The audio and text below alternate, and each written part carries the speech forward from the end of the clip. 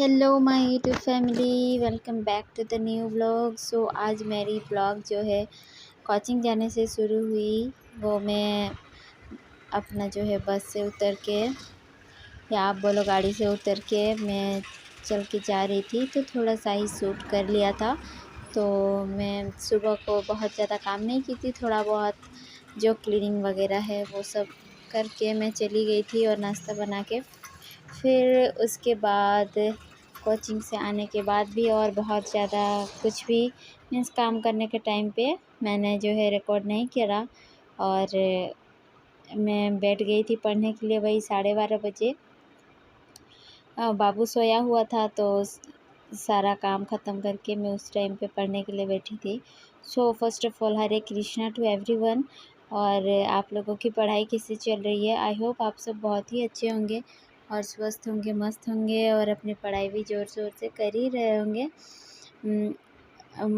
हमारा एग्ज़ाम को बहुत ज़्यादा टाइम अभी नहीं बचे हुए हैं, तो हमें दिन दोगुनी रात चौगुनी वाली मेहनत करनी पड़ेगी।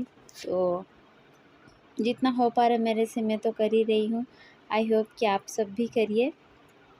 और मैं जब बैठी थी ना मैथ्स बनाने के लिए, तो मुझे कुछ क्वेश्चंस ना सिर पे गोल गोल घूम रहे थे, क्योंकि मुझे लग रहा था सब नया नया देख रहे हैं। ऐसे ही एक महीना छूट गया था मेरा। एक कहाँ, जनवरी फरवरी मार्च, वही जनवरी फरवरी बिल्कुल भी पढ़ाई नहीं हुई थी, थोड़ा बहुत ही कर रहे थे। तो इसीलिए बहुत मतलब बन ही नहीं रहे थे, तो इधर पलटा रही थी उधर पलटा रही थी। फिर लास्ट में रेशियो वाला क्वेश्चंस कुछ सॉल्व करी और उसके बाद फिर मैं रीजनिंग का क्वेश्चन बनाने के लिए बैठ गई थी। तो बस ऐसे ही था।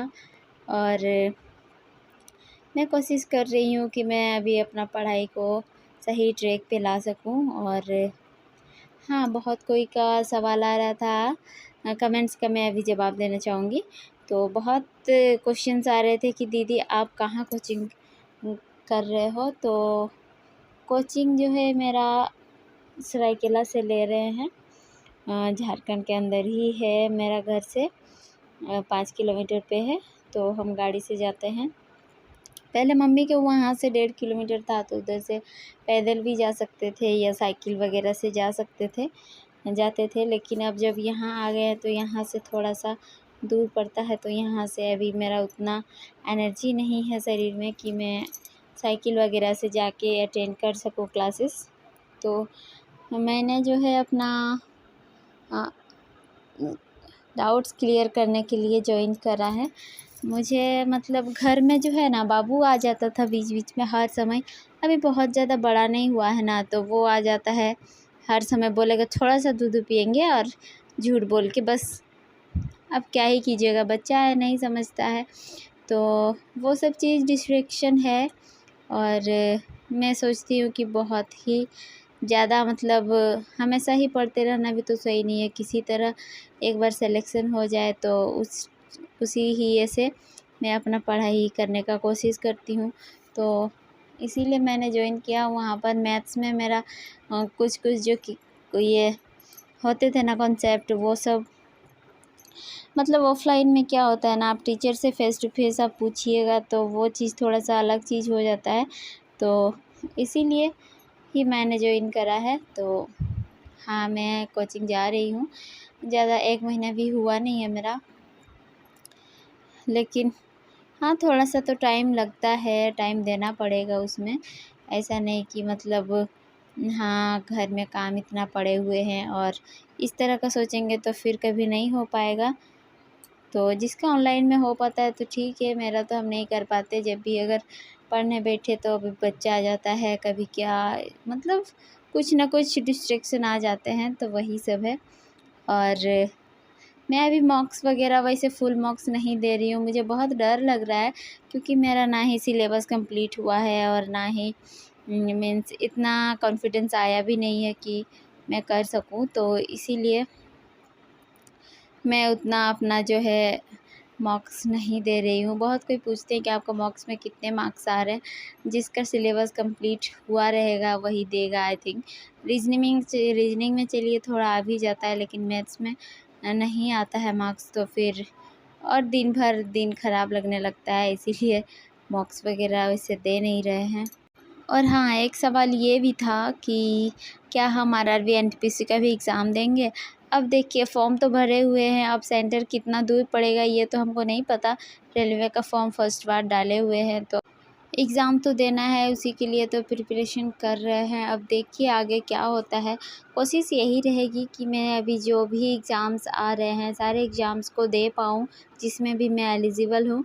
और ये जो मैं मैथ्स का जो होमवर्क्स थे वो बना रही थी कि सर पढ़ाने के बाद कुछ होमवर्क्स दे देते हैं, वही मैं सॉल्व कर रही थी। और यहाँ तो बन भी जा रहे हैं, लेकिन अब देखिए जब एग्ज़ाम्स होते हैं उस टाइम पे हो पाएंगे कि नहीं वो तो मैं नहीं कह सकती। हो सकता है प्रैक्टिस करते करते कॉन्फिडेंस आ जाए। और फिर उसके बाद मैं बाबू के साथ थोड़ा टाइम स्पेंड करा, उसके साथ खेली। और फिर घर के काम, बर्तन वगैरह मांजना, पानी लाना, पीने का पानी, धोने का पानी, सारा चीज़ लाने का काम किया। और फिर शाम को ये लगभग 6:45 का है, मैं बच्चों को जो है अभी लिखने के लिए दे रही थी और मैं कर रही थी अपना डिनर का भी प्रिपरेशन। जो हम चावल ही खाते हैं, रोटी भी बनाते हैं लेकिन अभी चावल ही बना रहे हैं। अब जब जो मन करता है वो करते हैं, ज़्यादातर चावल ही बनता है हम लोग का। तो इस तरह से रहा मेरा आज का दिन। और हाँ, आप लोग भी तैयारी अच्छे से कीजिए और अपना पढ़ाई को बिल्कुल भी मत छोड़िएगा। जो भी हाउसवाइफ्स है वो इतना भी मत अपने आप को स्ट्रेस में डालिए ना कि मन को लगे कि अभी मैं इस दुनिया में रहूँ ही नहीं। इस तरह का थिंकिंग बिल्कुल भी नहीं लाना है। और हाँ, अभी हम लोग अगर एलिजिबल है तो मेहनत तो करनी ही चाहिए। जब तक हमारा एज है ना फॉर्म फिलअप करने का या कुछ एग्ज़ाम्स देने का, तो वो सब के लिए मेहनत हमें करनी ही चाहिए। क्योंकि जब हम सेल्फ़ डिपेंडेंट हो जाते हैं ना, इंडिपेंडेंट हो जाते हैं ना, तो हमें घर से भी आज़ादी मिलने ही लगती है। क्योंकि जब आप कमाओगे तो आपको कोई रोक टोक करने वाला नहीं है, और वो भी मान सम्मान इज़्ज़त के साथ कमाइएगा तो फिर कोई आपको रोकेगा नहीं। तो वही बात है, अभी हो सकता है कि आप अगर काम को रोक के घर में पढ़ाई करें तो बहुत कोई बोल सकता है, लेकिन आजकल वैसा कुछ है तो आप छुप के पढ़िए।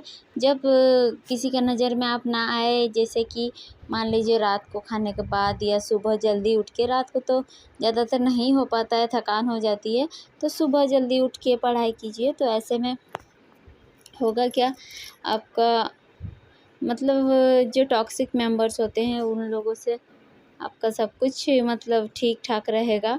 वो लोग को भी कुछ पता नहीं चलेगा और आपका काम भी होने लगेगा।